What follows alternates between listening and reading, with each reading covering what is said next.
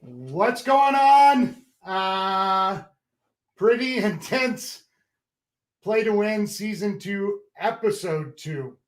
I'm going to give everyone just a couple of seconds to come on and answer any questions you have and kind of discuss Season 2, Episode 2. I'm pretty shocked by what went on tonight. So I'm interested to see what kind of questions you guys have and what you guys thought of season 2, episode 2. I thought it was pretty powerful. Some really amazing stories. So as you guys are popping on, just let me know you're on. And got 5 of you. Come on, comment. Let me know you're here. And then we'll talk about it. And I'm supporting my show, Reality Show Survivor, because I did more than survive there. But you know, pretty excited about the debut. No questions? Come on. All right, so I'm going to talk to you guys until some questions come in, just about my thoughts about episode 2. And I don't know if it's going to make the blooper reel or what, but I'm gonna talk about a funny moment from day 1 alpha. So we filmed, I think, that day for a total of 12 hours. We were being interviewed back to back to back. There were cameras in our face when we weren't being interviewed. And there were a lot of, as you saw in the episode, a lot of people were forced to go deep, talk about things that necessarily might not be the best thing for TV. Hey, whoever you are that just said, hey, right up top, it should say StreamYard. I hope it did. Let me look. I hope it did. So I can see actually who is commenting. Let me see. Tell me who you are. Let me see. It should have done it.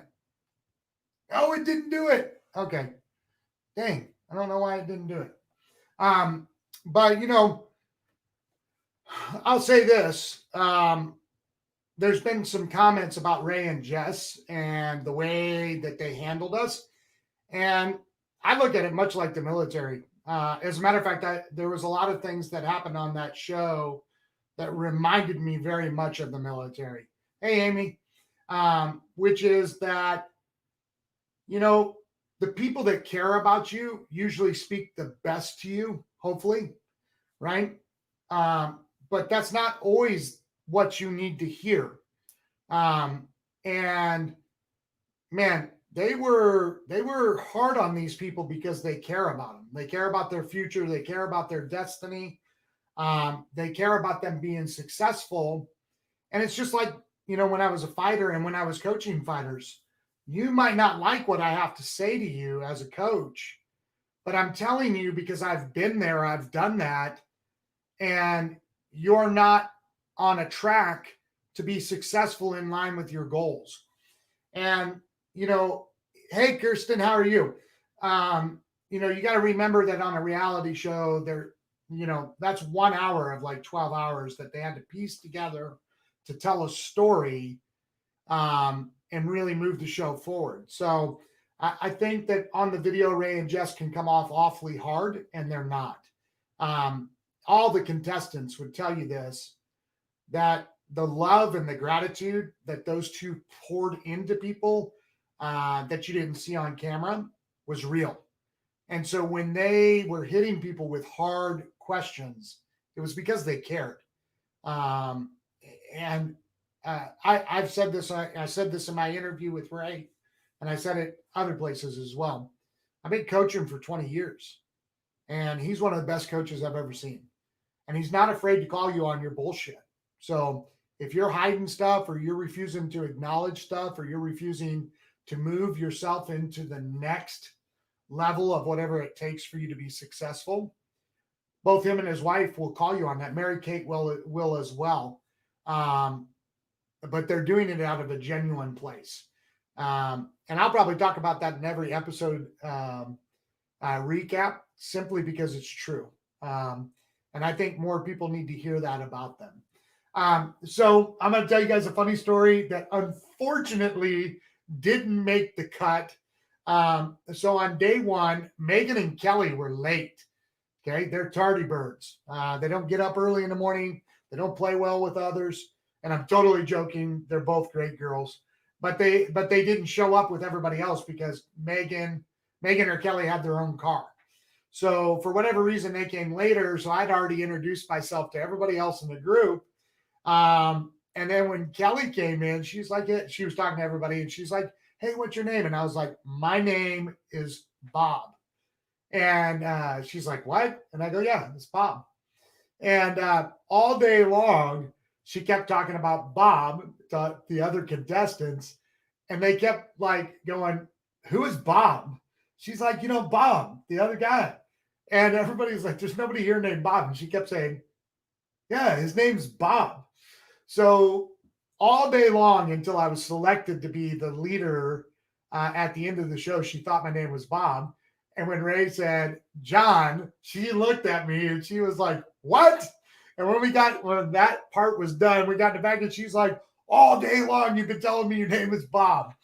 I really hoped that it had made it, but apparently Hank didn't find it as funny as I did. So, um, so yeah, tardy birds. I don't know, whatever you call them. So that was really funny to me from day one, to me personally. Everybody else got a kick out of it too. So, you know, what were you guys' thoughts? Anybody? Did you guys like the premiere debut of episode 2?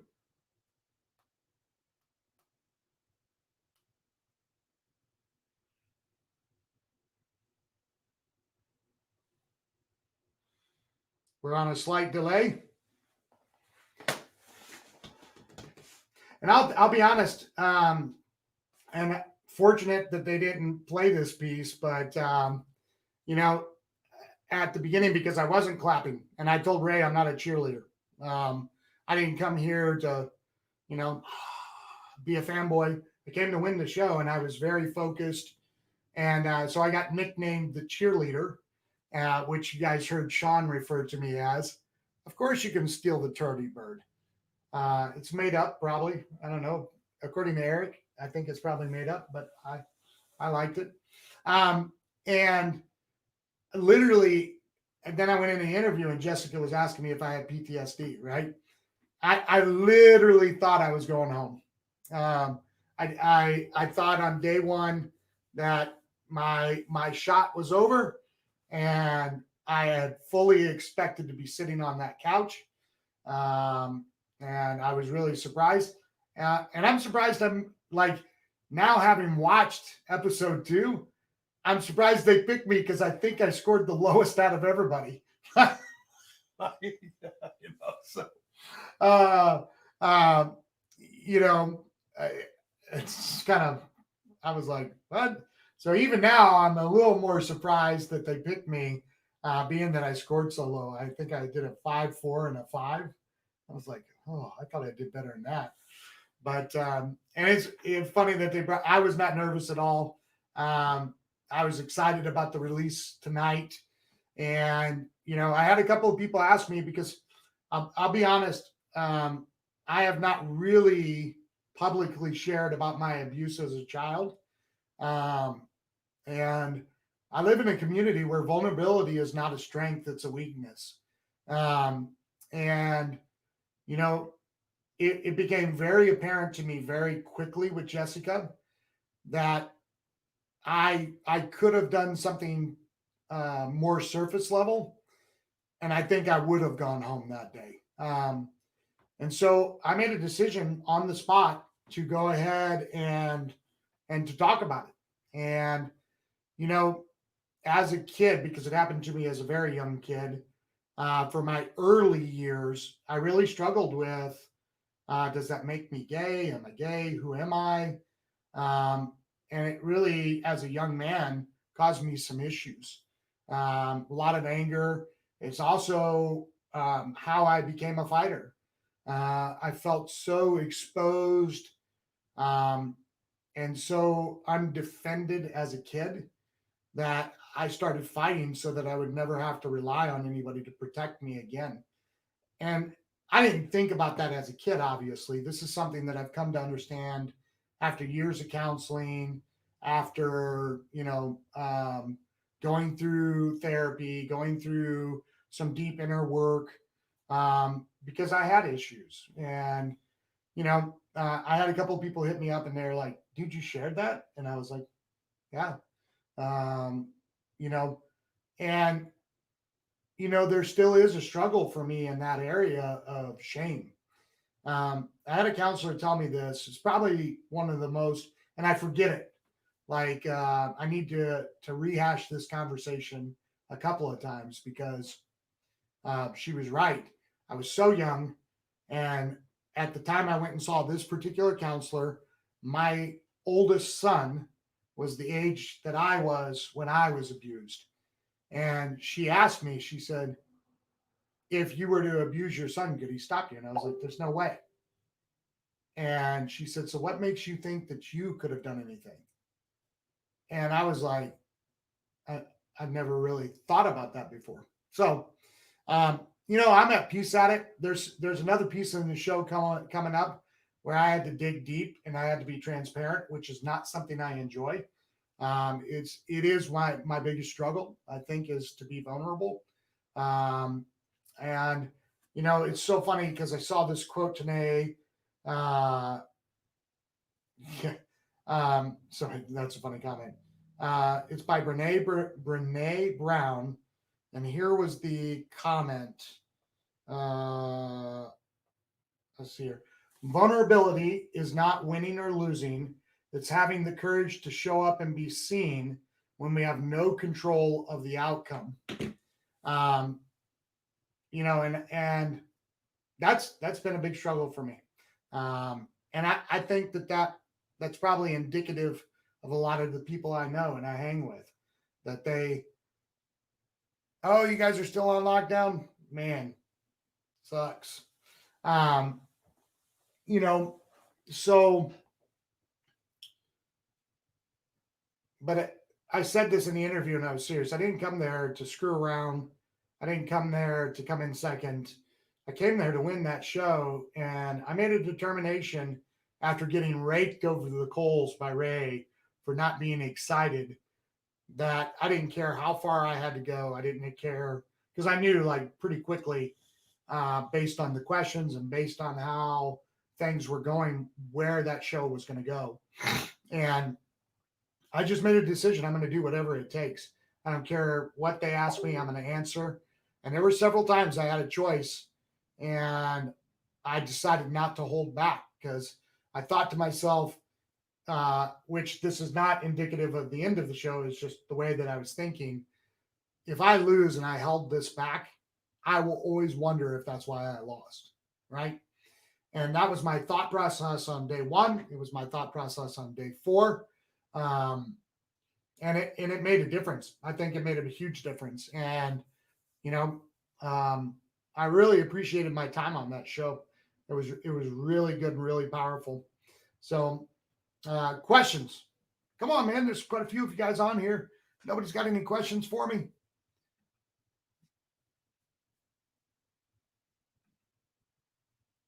I'll give you guys a second. Yeah, I was definitely the underdog. Definitely the underdog.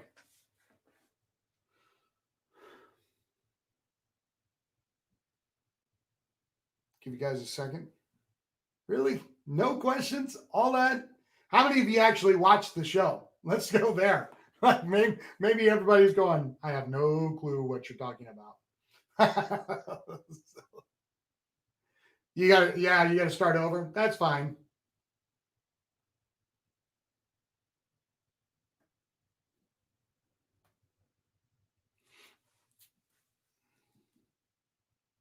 Let me tell you, so Paul became my best friend on the show, especially after um, hearing the story of his son. And he climbed Mount Kilimanjaro to raise money for cancer. and for his son. And even talking about it now, hearing him as a father having to go through that, man, kudos, Paul. Robert, yeah, man, I'm retired. I don't fight no more. And I totally was not going for the feel of everybody just feeling safe with me. All right, Kirsten, how did you get the others to interview with you? So we have a private Facebook group for all the contestants. And I just asked them if they wanted to interview, quite simply. And I would really encourage you guys to go watch their interviews. Some great feedback came out of there. And to watch Ray and Jessica and Mary Kate's interview with me. And Jenny and Michelle, because they were coaches, which you guys haven't met yet. Well, you've met Michelle. She was on episode 1. Yeah. So there was something else. What the other one I was going to say? The punching everybody in the face comment. So Ray asked me at one point in the interview. Oh, and this is the other one I'm going to talk about from the interview. So Ray goes, "Hey, so if I asked you to punch everybody in the face to win, would you do it?" Yep. I was like, absolutely. The only person I wouldn't punch is Paul. And, I'm just a loyal guy, man. I bonded with Paul, and Paul became my ride or die on the show. And, I won't give away too many details, but I was rooting for Paul in such a way that I would have loved for him to have stayed at the end of day 1. Hey, Marilyn. Yeah, Kirsten. The people who know me know what that meant. But there's a lot of people watching this show. Right before I came on here, I think the show had 2,000 comments, and I don't even know how many views. So it's kind of funny. And then this is really funny, and I wouldn't have punched you, Marilyn. Absolutely not. The truth is none of the girls would have got punched. If I had thought that Ray was serious, I would not have done that. I wouldn't punch a girl. So, especially not you, Marilyn. For those of you guys don't know, Marilyn is one of my favorites from the show. She's just such a loving mother, and I really appreciated my time on the show with her. If you get a chance, go back and watch my interview with her, because she's a great lady up in Canada.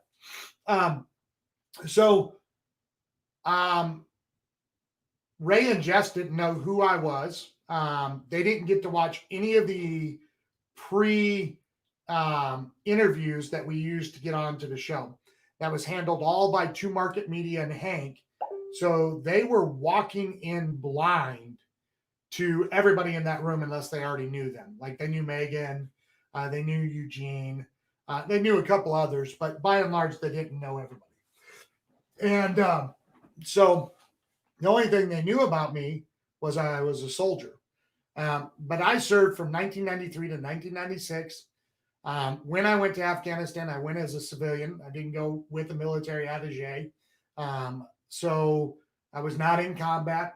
I've never had to do the things that, some of the men I've trained have had to do. Those guys are, I'm a veteran, but right or wrong, I don't look at myself as a veteran in the same context as the men that I served with. Those guys are heroes. Those guys have, done so much for us that many of you will never even hear about. And though I trained them, I am not on their level. That's just the truth. And so they didn't know that coming in. So it was so funny, because she was asking me, "Have you ever killed anybody? Do you struggle?" I'm like, "Are you asking me if I have PTSD?" And she, and Ray was like, "Well, I'm not really sure," but that's what she was asking. She was like, "Yeah, that's exactly what I'm asking." Yeah. Thank you, Marilyn. I think the way that they cut that footage makes it appear way harder, like, on us, than what I think that it was, because there were a lot of moments where those two were very tender and very loving. to all the contestants. Very loving. And like I said at the beginning, I really felt and still feel this way that, you guys didn't get the benefit of seeing all the behind the scenes stuff where they're really pouring into people, and they're pouring into people who have already been eliminated, as you saw. We're down to 12 or 11 people now. You don't see whose comments. Oh, so I'm broadcasting on multiple platforms. So some of you are in my Facebook group, some of you are on my Facebook page, some of you are in another group that I have. So you might not get to see everybody's comments. Let me hold on. There's Marilyn. Now you can see it.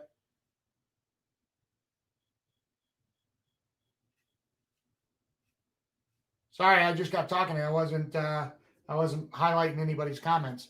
My apologies. Thanks, Kirsten. And I know who this is. Dear friend from Thailand.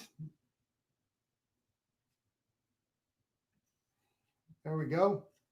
Cool. So next week is going to be really fun. You guys saw the snake. You are going to want to watch next week. I promise you. Some of my favorite moments come from next week, from being on the show. And let me tell you, man, they call it reality TV amnesia. That stuff is real. I do not remember that Megan was the other one selected. I had completely blanked that for some reason, and completely blanked Gary's story. Like, I don't know where I was at. I mean, I know from watching it that I'm standing right there, but I don't remember that. And we were even joking in our group. I lost a whole day.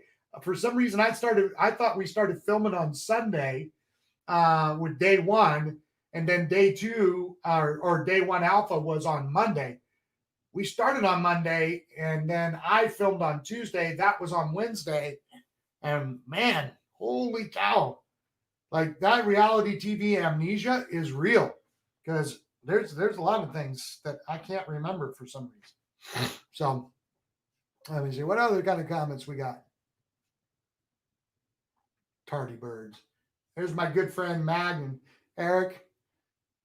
How are you guys? Longtime friends from college, from back in the day. Wait, Marilyn, why do you keep trying to blow my cover? So I'm just going to give it a couple more seconds here, unless you guys have actual questions for me. I just wanted to kind of give you a preview of some of the stuff happening in the background.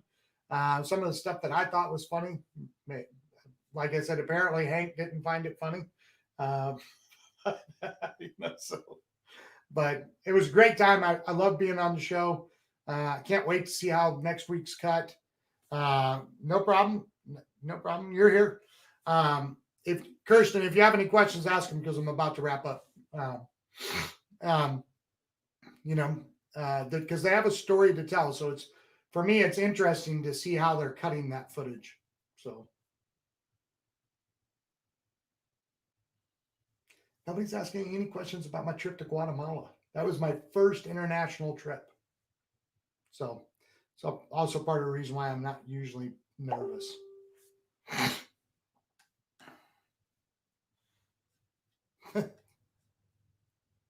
Yeah, you won't see it unless because she's in a different group. So here, you can look on the screen and see it when I highlight her comments. Unless you're talking about no questions from Marilyn. Marilyn probably won't have any questions because she was on the show with me. So,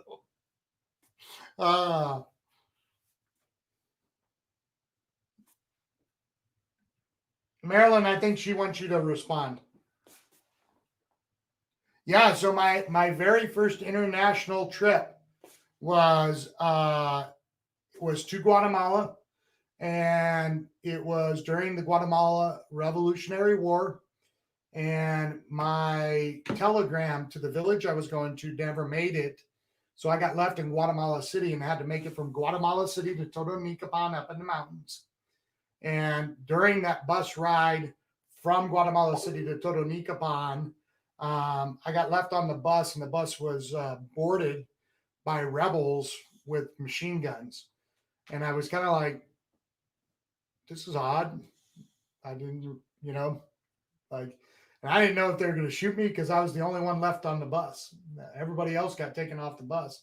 I didn't know if it was because I was a white guy, because they didn't see me. I don't know what happened. It was the strangest, thing. The only thing I can say is I definitely felt the protection of God.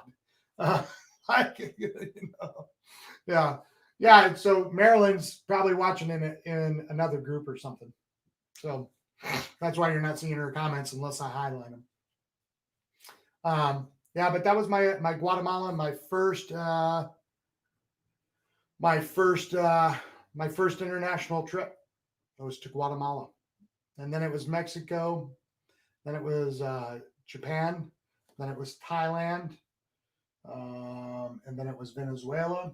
I could probably sit down and write them out in order. Then it was Japan again. Then it was Japan again. Been in Japan 3 times. Love Japan. Amazing. Amazing.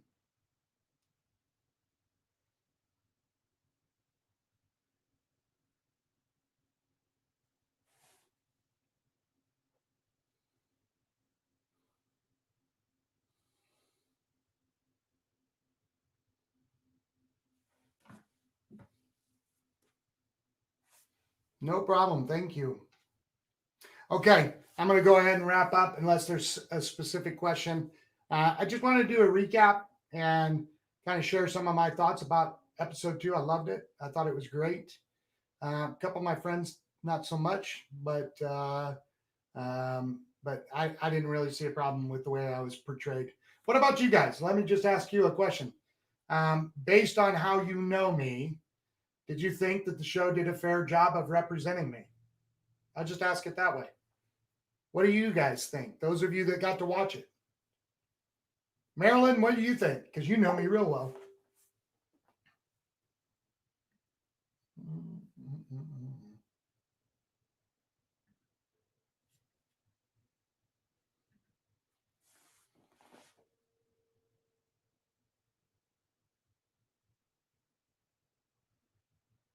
I hate the delay. It's kind of hard to see sometimes. Well, let me know what you guys think. I'm going to go ahead and log off and let you have your night. Ah, that's not what I asked, Elizabeth. Not if I'm legit. How do you think the show did at portraying me? How do you guys think the show did?